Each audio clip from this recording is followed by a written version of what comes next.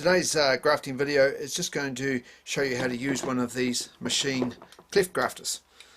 Alright, very useful tools. Of course you probably won't have one in the shed, but if you are able to get your hands on one and use one, they do an excellent graft. And what it does is cuts out the perfect V, right, in both my rootstock and my sign, so that I get a real good cambium contact and a real good graft.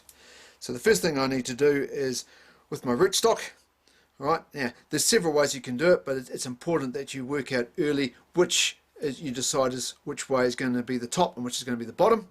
Right, now I always decide that the point of this is going to point to my roots. So bottom of my apple tree is here, the top of my apple tree is going to be here. Right, and that just means that I don't get buds around the wrong way. So it's just good to have it clear in your mind which is top and which is bottom. Alright, so with my rootstock, right, and with my scion, and this is it's a slightly skinnier rootstock and a quite a large scion, but we just need to decide where we've got similar diameters in wood to help get a real good graft. Right, so here's really good. Right, so that's where I'm going to make my cut in my rootstock, and then also a very similar place that I'll do my scion. So the first thing I do is identify where a bud is. Right, so there's a bud right there where my finger is. So when I put this in the grafting machine, right, I put it in such a way that that little wee bud is right in the V of my blades.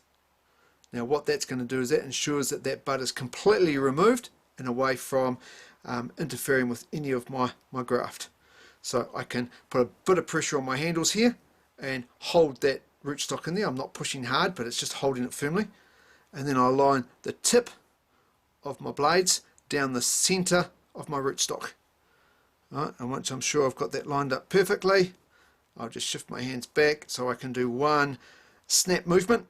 Right, I don't want to sort of jiggle it around all over the place because that'll move my graft. So just one movement, and what we should have is a relatively straight cut. So these should be pretty even. Right, if you get them wonky, what that means is you've got to do exactly the same thing with a scion wood. So the straighter and more even you can get them, the much easier it is to sit the scion wood in there. So that's my rootstock prepared. Right, and you can see a little bit of blowout of wood there, but that's fine. The nearest bud is down here, right, and that's not going to interfere with my graft at all. So with my scion wood, and again just check our diameters here.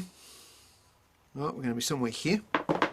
Now in this instance, I'm not going to put the grafter in the same place, right? Because if I do that, I'm going to be keeping that bud that's just in there, right? And that would interfere with my graft. So this time, what I do is I go further up the scion wood and get the point of my blades to point right on top of that bud. That way, this piece is going to be removed and discarded.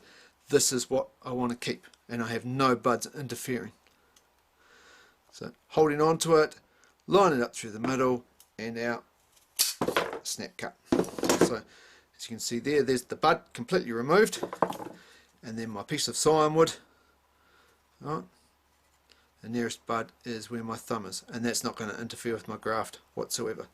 Now you can see that this is on a bit of an angle, right, but it would have done exactly the same thing in my rootstock, and if I get this around the wrong way and put it in, right, we don't get a good graft. It's not sitting in there nicely.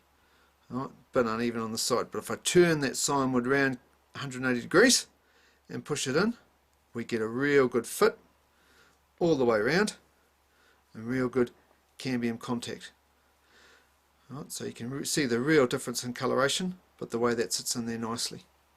Now, just by holding with my thumb and forefinger, I don't need all these buds. I only need 3.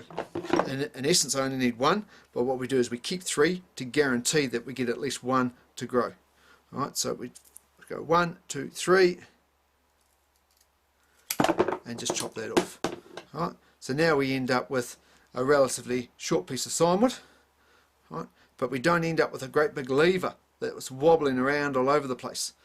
So it just means when I come to bind my tape up around this, it becomes a lot easier. So with my small section of buddy tape, right, I just get this. Now you can see we've got a bit of a split going down the stem here. You may not see it in the camera, but there's a bit of a split there, but that's okay. That'll callus up nicely.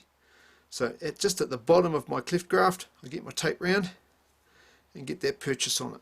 Now this again, I've shown with the previous video, but what I'm doing is I'm turning this with my left hand, stretching out the tape under my thumb as I go. Right, so I go up the graft and go past the graft. Go past the graft at least 10 mils. Okay, I've still got more than half my tape left. Alright, so now what I can do is I can come down, and this is probably the important bit, because what it does is we're coming back on such an angle as we're really binding up and strengthening up that graft wrap. Alright, so I've come down, still got a good bit of tape left, so we can go up again. Give it 3 times the strength. Alright, and then that's the end of my tape. So what it means is that should be nice and firm. So I can basically shake from my side. Don't want to do this too much, but I can shake from the side and it should be relatively firm. Right, and a nice graft, right, all ready to be planted out. And that's using the machine cleft. Does a great graft, but like I say, not everyone can get hold of these, but if you do find one, make sure you keep it. They're really good to use.